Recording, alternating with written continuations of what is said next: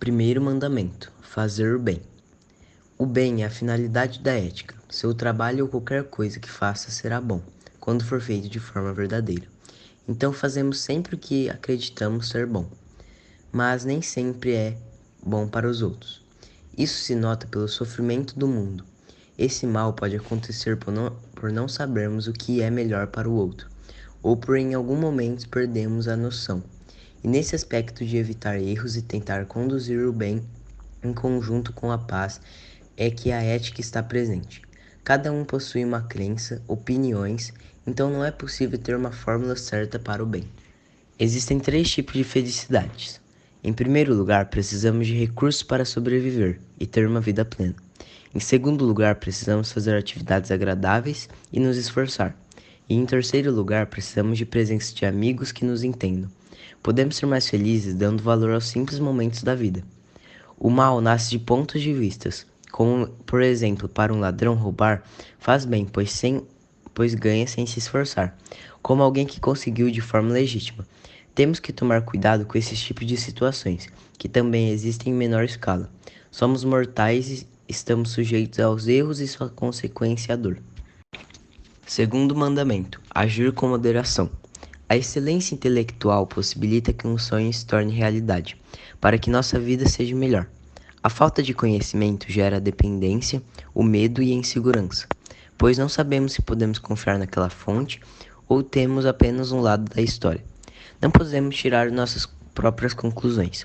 A força do hábito não é uma expressão vazia, aponta uma importância que os hábitos têm em nossas ações.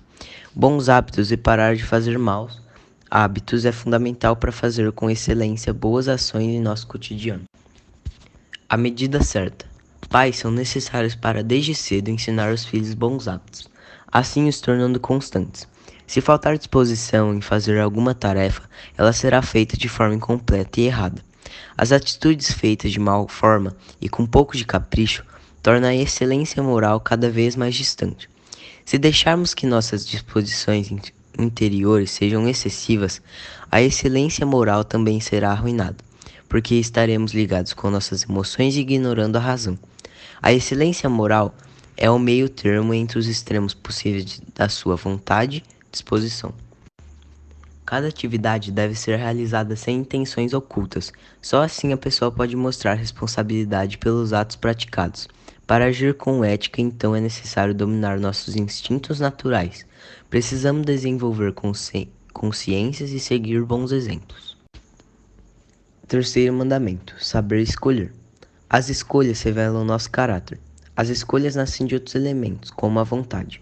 Entender sua vontade em suas escolhas permite entender melhor as situações, para tornar atitudes melhores.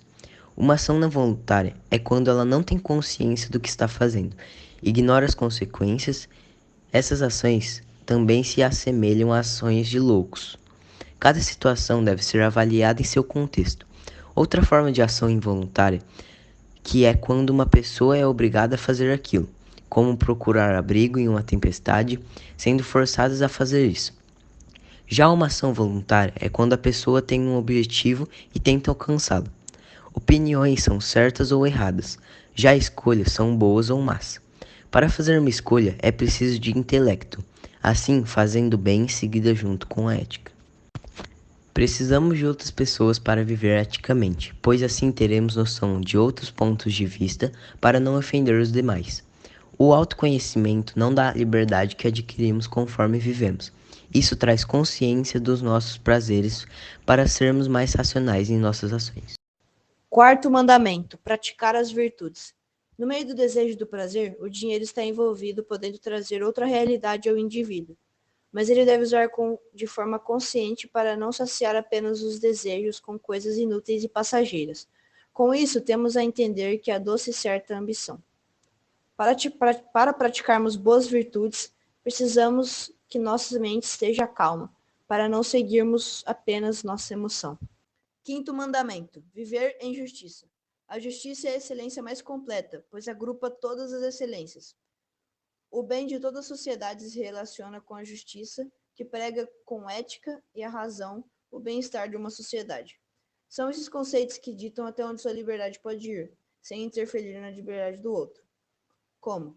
Você não pode prender alguém ou cometer um homicídio. Dentro desse meio, entra a política.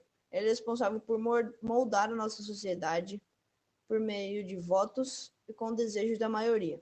A política não deve ser usada como meio de corrupção, isso é óbvio, mas em alguns casos tendem a cometer os mesmos erros. A justiça só pode existir com mais de uma pessoa, uma comunidade ao todo justa se realiza quando cada um tem um senso de justiça. O mais importante é que todos os erros possam ser resolvidos. Sexto mandamento: valer-se da razão. Entendemos nesses mandamentos que a ética se dá pelo meio termo da razão e da emoção.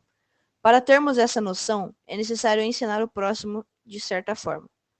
Então, para separarmos caminhos, para tirar alguma conclusão, temos 5 disposições racionais. A primeira, a ciência, que é o método científico visando a confirmação dos fatos.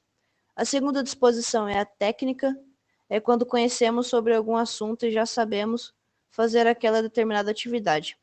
Terceira disposição, discernimento, é nossa capacidade de escolher as ações do nosso dia a dia, assim, estando muito ligada à ética, podendo dizer que a disposição científica trata sobre o que é verdadeiro ou falso. Já o discernimento diz se algo é bom ou ruim para aquele indivíduo ou para a comunidade. Quarta e quinta disposição, inteligência e sabedoria. A inteligência é fonte de todas as outras disposições, e como a sabedoria criasse uma ideia concreta. A sabedoria é como saber que um carro pode ser usado no transporte, mas não saber como conduzi-lo. Se pensarmos apenas na emoção para realizar nossas atividades, seríamos como um barco à deriva, não tendo destino, deixando-se levar pela sorte e condições do tempo. Bolsonaro 22. Sétimo mandamento: valer-se do coração. Falaremos de como lidarmos com o prazer e com o sofrimento. Um exemplo pode ser como uma pessoa lida com o vício. Fumantes veem um prazer temporário, mas ignoram altos riscos para o futuro, como um câncer de pulmão, colocando seu prazer acima da razão. Mas no futuro irão sofrer. Então, precisamos da ética e noção para nós não tornarmos escravos do prazer. A lassidão e resiliência é a evitação de sofrimentos gerados pela obtenção de certos prazeres. Um exemplo de lassidão é uma pessoa que no trabalho enrola e não faz nada. Para ela, aquilo é um sofrimento, então ela está evitando isso, não fazendo esforço algum. Isso se torna um mau hábito e depois um vício prejudicial à pessoa. Do ponto de vista ético, isso é errado, já que temos que saber lidar com as frustrações, pois o ser humano não é perfeito e as coisas podem dar errado. A lassidão é total falta de iniciativa, com um preço muito caro. Tornar as pessoas mais vazias e incapazes de produzir qualquer bem.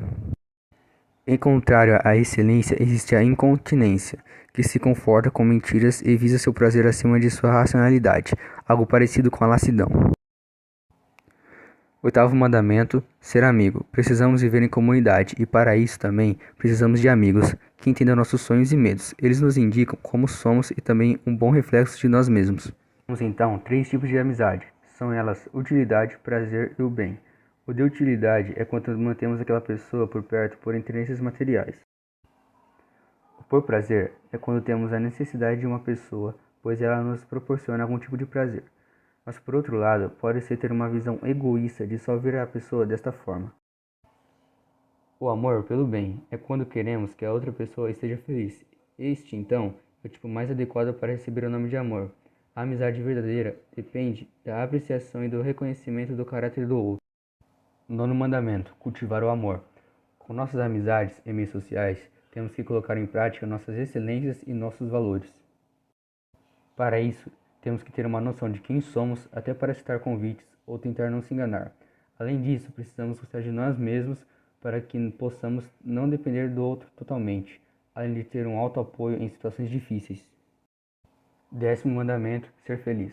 Vale a pena seguir a ética e praticar o bem? O que ganhamos com isso? Muitos com esse pensamento agem de má conduta, roubam, matam, dentre outras coisas. Para eles, isso não é bom, mas também não terá consequências, então continuam fazendo o errado e desobedecendo os princípios básicos para ter uma boa sociedade.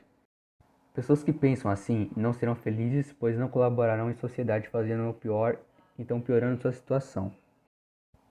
Então, para não fazer coisas ruins, temos que ter em mente de que tudo quanto quereis que os outros vos façam, fazei também a eles, mas respeitando a opinião do outro e não invadindo sua liberdade.